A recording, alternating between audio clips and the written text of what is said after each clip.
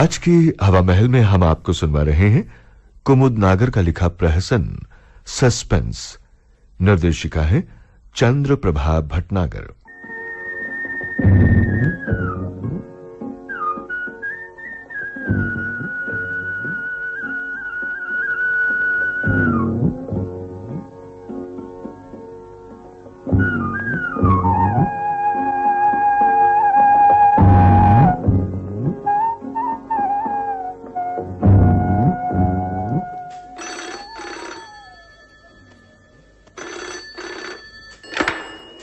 Hello, कौन?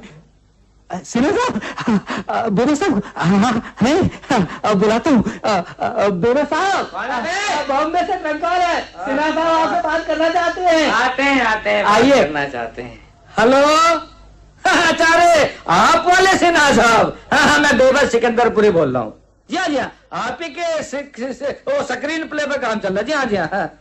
नहीं जी, अभी आप जरा आपका जो आइडिया है ना उसको विजुलाइज कर रहा हूँ। क्या फरमा? 15 दिन हो गए? अजी साहब, 15 दिन में तो फिल्म का टाइटल भी नहीं लिखा जाता। आप तो स्क्रीन प्ले की बात कर रहे हैं। जी हाँ, अभी 15 दिन और लगेंगे। आप आना चाहते हैं? हाँ तो आ जाइए। यहाँ मौसम भी बहुत अच्छा है। अच्छा जी है, खुदा हाफिज। क्या कह रहे थे सिन्हा साहब? क्या कह रहे थे कि स्क्रीन प्ले जल्दी दे दो, वरना हीरोइन की डेट मिलनी मुश्किल हो जाएगी। अरे वैसे तो बात ठीक है, 15 दिन हमने मौज कर ही ली, अब आज से काम शुरू कर ही दिया जाए। लेकिन सिन्हा साहब दरियादिल आदमी है, खूबसूरत हिल स्टेशन पर कमरा बुक करवा दिया। यहाँ वाकई लिखने का मूड बन सकता है। ये बन सकता है? तुम गधे हो चलाराम। अबे मूड तो फुटपाथ पर बैठ कर बन जाता है। ये तो प्रोड्यूसर पर रुआब गालिब करने की बात है। और फिर ये जो सिन्हा है ना, ये नया मुर्गा है। बेटा पहली फिल्म बना दिया, कायदे से हलाल होना चाहिए कि नहीं? तुम ऐसा करो, होटल के मैनेजर को फोन करो कि 1 बाल्टी गर्म पानी, 1 प्लेट सलाद और 1 डंडा मेरे कमरे में भिजवा दे जाओ। 1 बाल्टी गर्म पानी, 1 प्लेट सलाद और डंडा, इनका आपस में कोई ताल्लुक है? ताल्लुक तुमने समझोगे भैया। देखो अभी हम अपनी दवाई पियेंगे। सलाद साथ देने के लिए चाहिए। अच्छा, दवाई पी के हम नहाते हैं, फिर नहाने के लिए गर्म पानी चाहिए जी। और रात अंधेरे में डंडा पटकने की आवाज मुझे सन्नाटे और चौकीदार की याद दिलाती है। जाते रहो। सस्पेंस लिखने का मूड उसी से बनता है। तुम फोन करो, सामान मंगाओ, जाओ। हम अभी आते हैं। 1 बाल्टी सलाद, 1 प्लेट डंडा, नहीं गर्म पानी, सलाद, डंडा, गर्म सलाद।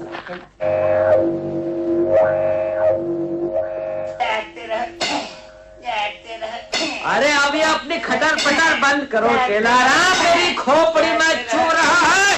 सर, आपने कहा था डंडे की आवाज। यार आ गया सर। क्या आ गया? आइडिया। जब आप अंग्रेजी बोलते हैं ना तो आपको अक्सर आइडिया। तो thank you, you are very clever assistant. नहीं, चलो लिखो। जी बोलिए सर। हाँ जी। रात का गहरा सन्नाटा है। रात का गहरा सन्नाटा। दूर से 2 जिगरों की बोलने की आवाज आ रही है और गहरा सस्पेंस का माहौल है। लिखा। लेकिन सर सिर्फ 2 झिंगुर बोल रहे हैं, ये कैसे दिखाया जाएगा? गैया दिखाया जाएगा है? शुरुआत में टोक दिया। अबे ये डायरेक्टर का काम है, समझे मेरा नहीं? तुम आगे लिखो। जी बहुत अच्छा। कैमरा पेड़ पर चढ़ा हुआ पेन कर रहा है। कैमरा पेड़ पर चढ़ा हुआ पेन कर रहा है। क्योंकि चारों तरफ गहरा अंधेरा छाया हुआ है, इसलिए कैमरा भी कुछ नहीं देख पा रहा। कैमरा बेचैन होकर रोशनी की तलाश में घूमे जा रहा है। कभी यहाँ, कभी हुआ, कभी यहाँ। कभी उसकी नजर दूर एक बंगले पर जाकर अटकती है, जिसकी खिड़की से रोशनी की एक किरण बाहर फूट रही है। कट। कैमरा पेड़ पर से उतरता है चिलाराम और दबे पांव बंगले की तरफ बढ़ता है। कैमरा दबे पांव कैसे बनेगा बेबस साहब? क्या कह रहे हैं? नहीं बनेगा तो भैया तुम्हें नौकरी करने की नहीं है। जी तो कह रहा हूँ वो लिखो चुपचाप, समझे? जी। उसके बाद बैकग्राउंड म्यूजिक। हाँ बज रहा है। ऐसा लगता है कि जैसे भूत राज।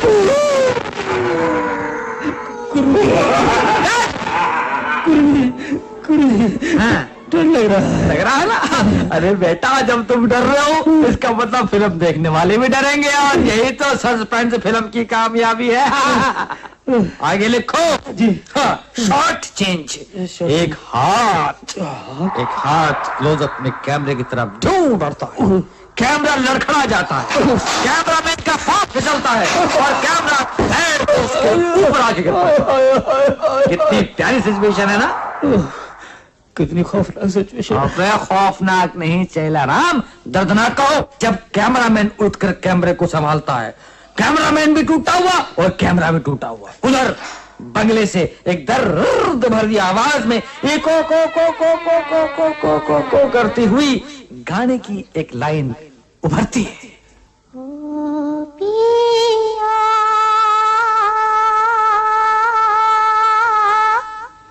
तुम कहाँ।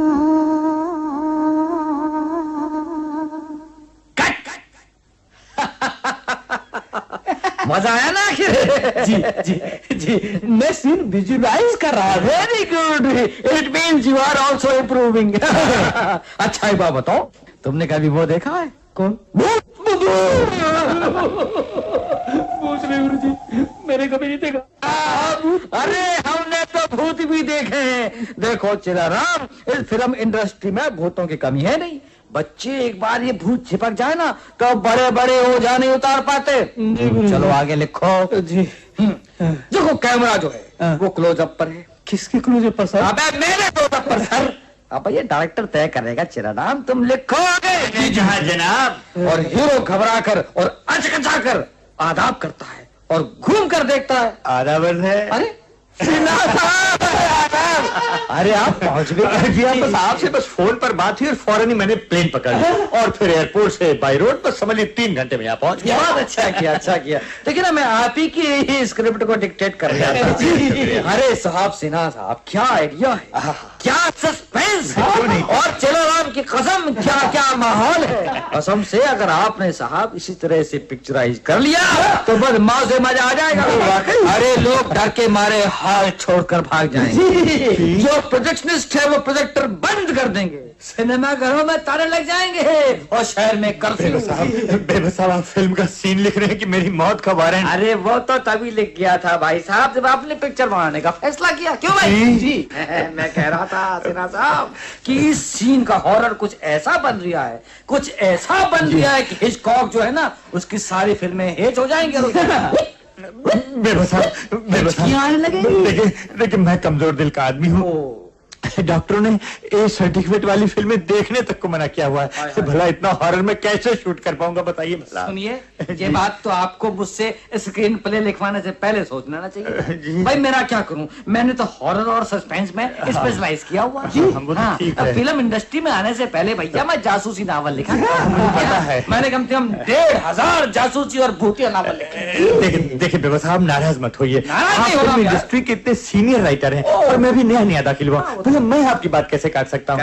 लेकिन मेरी दरखास्त सिर्फ इतनी थी कि अगर आप हॉरर को थोड़ा हल्का कर दें तो क्या नहीं चलेगा? और हल्का? जी हाँ प्लीज। चल जाएगा थोड़ी रकम बढ़ानी पड़ेगी। थैंक यू, वो सब हो जाएगा। चला देंगे। ठीक है, मैं यहाँ एक वो एक डांस सीन डाल दे। अब देखिए चिराराम, वीरान बंगले में एक भूतनी नाच रही है।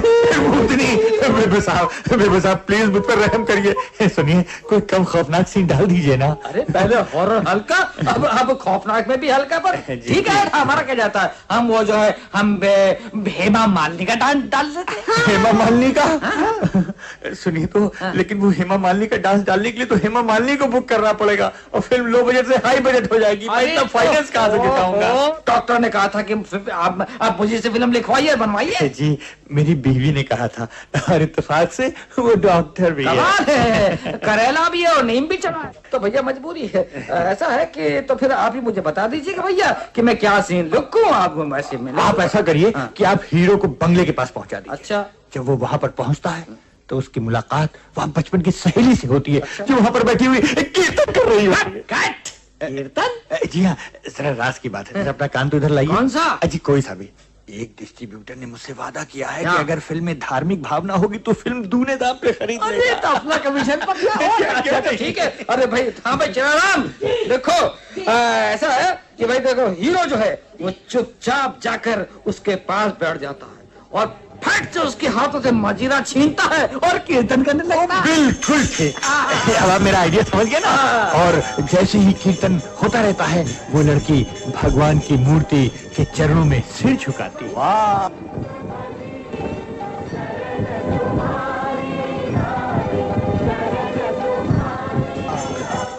हे भगवान, मुझे मेरे प्रेमी से मिला दो, मुझे मेरे प्रेमी से मिला दो ना, मुझे मेरे प्रेमी से मिला दो ना। भगवान प्रकट होकर उसे इन्फॉर्म करते हैं। तुम्हारा प्रेमी तुम्हारे पास बैठा है बगल में। सच भगवान, अरे तुम कहाँ चले गए थे, कहाँ चले गए थे? मैं तो कब से इस भूते बंगले में तुम्हारे लिए तपस्या कर रही थी। चलो तुम आ गए, अच्छा हुआ, अच्छा हुआ। और वो घूम कर देखती है, उसके लग जाती है कहाँ? गले। नो नो नो बेबसा, फिर कहाँ? उसे देखती है लेकिन पहचान नहीं पाती है। अच्छा? और फिर भगवान से कंप्लेंट करती है। क्या? लेकिन तुम वो नहीं हो, तुम वो नहीं हो, तुम वो नहीं हो। वो तो छोटा सा पलमा था, सिर्फ 12 बरस का, और तुम तो जवान हो, 24-25 बरस के। खट, उसके बाद भगवान खुदा के उसे समझाते हैं। प्रेमिके, जब तुम इससे पहले मिली थी तब ये 12 बरस के बाल भगवान, मेरा मतलब बाल प्रेमी थे, और अब 12 बरस के बाद इससे मिल रही हो तो ये 24 बरस के हो गए, दाढ़ी मूंछ वाले। हाँ भगवान, मुझे माफ कर दो, तुम भी मुझे माफ कर दो ना, मुझसे भूल हो गई। अब कहीं ना जाना, अब कहीं ना जाना, नहीं तो जिंदगी भर 12 का पहाड़ा पड़ना पड़ेगा।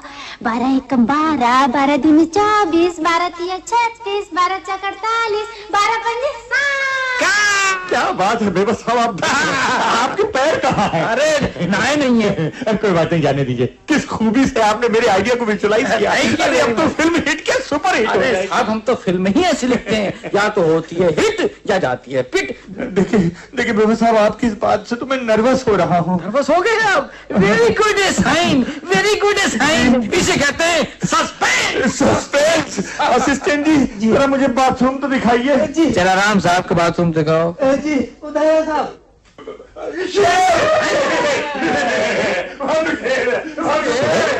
लेकिन मैंने तो कोई शेर नहीं कहा। जी हाँ, बाथरूम में शेर। बाथरूम में शेर? बाथरूम में शेर? अरे शेर नहीं, शेर का बच्चा होगा। जी हाँ, मैं शिकारी हूँ, मेरा नाम रघुनंदन सिंह है। ठीक है। पास के जंगलों में आदमखोर शेरनी को मारने के लिए मुझे बुलाया गया था। उसी शेरनी का बच्चा है जिसे मैंने चिड़ियाघर को देने के लिए पकड़ा है। अभी मुश्किल से ही महीने भर का है, और आप लोग खामखा डर गए। डरने की तो बात ही है। अरे शेर तो शेर है, चाहे बच्चा हो चाहे बूढ़ा चाहे जवान हो। ये बताइए, वो बच्चा जो भी है हमारे बाथरूम में बताता हूँ। बताइए। दरअसल बात ये है कि हम दोनों के कमरों का ये कॉमन बाथरूम है। दो कमरे बाथरूम और सुनिए, और दोनों तरफ से इसमें दरवाजे खुलते हैं। हम क्या करें? भाई मैं रात को देर से आया था। क्यों? और मैंने बाथरूम में इसे बंद कर दिया, बस। अच्छा। राम जी, सिन्हा साहब, इसे कहते हैं क्या? सस्पेंस।